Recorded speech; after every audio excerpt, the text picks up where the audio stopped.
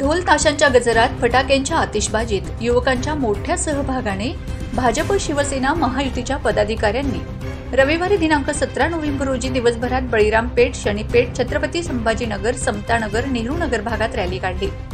यावेळी आमदार राजूमामा भोळे यांनी नागरिकांना अभिवादन करीत त्यांचे आशीर्वाद घेतले व भरघोस मतांनी विजयी करण्याचे आवाहन केले।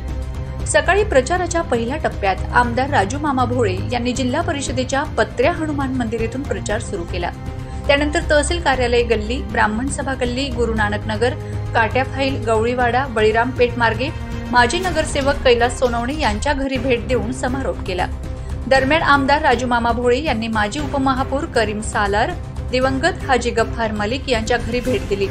मार्गात नागरिकांनी पुष्पहार घालून महिला भगिनींनी औक्षण करीत भरभरून आशीर्वाद दिले।